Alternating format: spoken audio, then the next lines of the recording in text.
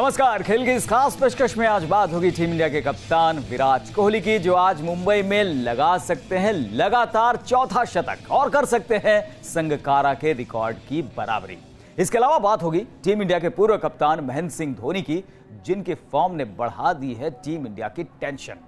लेकिन सबसे पहले बात करते हैं मुंबई में आज खेले जाने वाले चौथे वनडे की, जिसमें टीम इंडिया पलटवार करने के इरादे से मैदान पर उतरेगी। और फिर करेंगे इस पर चर्चा अपने क्रिकेट एक्सपर्ट मनिंदर सिंह से, जो हमारे साथ स्टूडियो में मौजूद हैं। लेकिन चर्चा की शुरुआत करें उससे पहले आइए आपको दिखाते हैं किस तरह से टीम इंडिया तैयारी के साथ मैदान पर उतरेगी और क्या पिछले मैच में हार से उसने सबक लिया है। ये रिपोर्ट देखिए। हार से सबक लो टीम इंडिया, चौथे वनडे में दिखाओ दम। सिर्फ विराट भरोसे नहीं चलेगा काम। मुंबई में करो विंडीज का काम तमाम। भारत और विंडीज का मुकाबला मुंबई के ब्रेबॉर्न स्टेडियम में खेला जाएगा। यह मुकाबला दोपहर 1:30 बजे शुरू होगा। 5 मैच की सीरीज 1-1 की बराबरी पर है। विराट ने सीरीज के 3 मैच में 202 की औसत से 404 रन बनाए हैं, जिसमें विराट का स्ट्राइक रेट 113.80 का रहा है। रोहित ने सीरीज के 3 मैच में 164 रन बनाए हैं। वहीं धवन सिर्फ 22.66 की औसत से 68 रन ही बना सके हैं।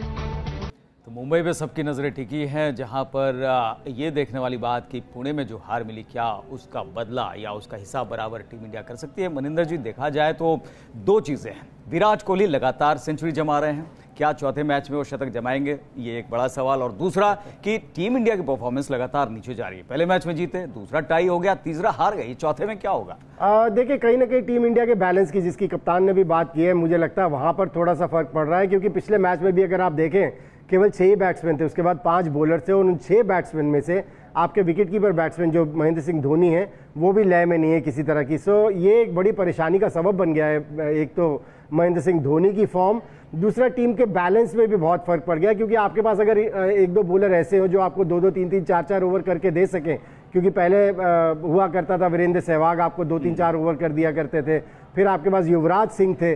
सो इससे थोड़ा सा बैलेंस बेहतर रहता है। यानी जो विराट कोहली जिसकी बात कर रहे थे, ये एक ऑलराउंडर अगर आ जाता केदार जाधव या हार्दिक पांड्या, उनकी कमी महसूस की जा रही है। बिल्कुल, देखिए वनडे क्रिकेट के हिसाब से अगर आप देखें तो केदार जाधव एक ऑलराउंडर ही मान सकते हैं आप। बैट्समैन है लेकिन कुछ ओवर्स आपको करके दे सकते हैं और स्ट्रीट स्मार्ट बॉलर हैं। सो उससे थोड़ा सा बैलेंस में फर्क जरूर पड़ता है। लेकिन अगर आप सोचें, ये वेस्ट इंडीज की टीम एक फिसड्डी टीम है, इसको आसानी से हरा लिया जाएगा, वो मैसेज उन्होंने क्लियर कर दिया है।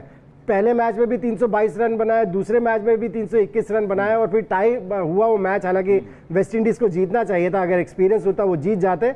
और फिर तीसरे मैच में जिस तरह से जीत दर्ज की है, अगर आप उम्मीद करें कि केवल विराट कोहली के रन्स बनाने से या बुमराह के विकेट्स लेने से आप मैचेस जीतते रहेंगे, ऐसा नहीं होने वाला। ये टीम गेम है, इसको यूनिट बनकर मैदान पर उतरना पड़ेगा। बिल्कुल, यूनिट बनकर मैदान पर उतरना होगा, वरना विराट कोहली सेंचुरी बनाते रहेंगे लेकिन टीम इंडिया की परफॉर्मेंस नीचे जाती रहेगी। और एक बड़ी वजह महेंद्र सिंह धोनी भी है। जी हाँ, बल्लेबाजी में फेल होते जा रहे हैं। और ऐसे में सवाल यह है कि क्या धोनी सीरीज की नाकामी दूर कर आज अपने बल्ले से धमाका कर पाएंगे। मैच को फिनिश नहीं कर पा रहे धोनी, क्या मुंबई में धोनी करेंगे धमाका। वेस्टइंडीज के खिलाफ वनडे सीरीज में धोनी के बल्ले से 3 मैच में 13.50 की खराब औसत के साथ 27 रन निकले हैं, जिसमें धोनी का बेस्ट स्कोर 20 रन का रहा है। साल 2018 में धोनी ने 18 वनडे में 25.20 की औसत से 252 रन बनाए हैं, जिसमें उनका बेस्ट स्कोर 42 रन का रहा है। इस दौरान धोनी का स्ट्राइक रेट भी 68.10 का रहा है।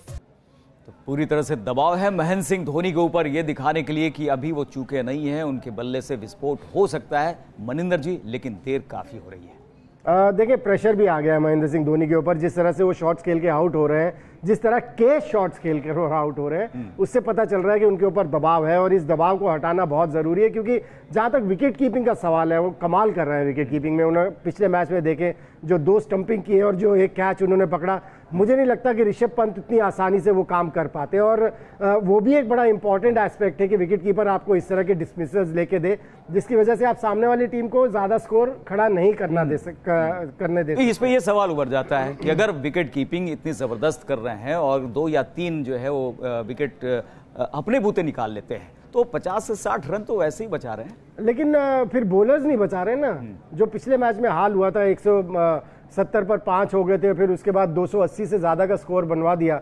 वो भी बॉलर्स को भी अपनी जिम्मेदारी को निभाना होगा। मुझे लगता है कहीं ना कहीं जिन स्पिनर्स पर भरोसा दिखा रहे थे वो पूरी तरह से खरे नहीं उतर पा रहे हैं जो उनसे उम्मीद की जाती है। फास्ट बॉलर्स में भी जहां तक सवाल है, भुवनेश्वर का अगर सवाल है, मुझे लगता है जब से इंजरी से वापस आए थोड़े से टेंटेटिव लग रहे हैं, जिसकी वजह से वो यॉर्कर्स जो पहले डाला करते थे वो नहीं डाल रहे इतनी आसानी से।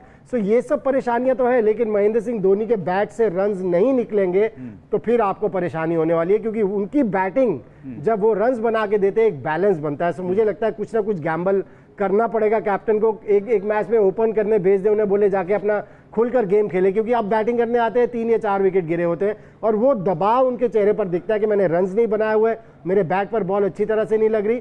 सो एक कोई गैम्बल जिसकी मैं बात कर रहा हूं ऐसा कर लिया जाए, एक बार रन्स बन जाए, आप उन्हें पीछे लाएंगे तो उस कॉन्फिडेंस लेके वो मैदान पर। बिल्कुल गैम्बल यहां पर करना पड़ेगा, लेकिन सिलेक्टर्स जो है वो पहले ही गैम्बल करते हुए नजर आ रहे हैं और इसलिए महेंद्र सिंह धोनी को निश्चित तौर पर कुछ उस तरह से विस्फोटक पारी खेलनी होगी जिसके लिए वो जाने जाते रहे हैं।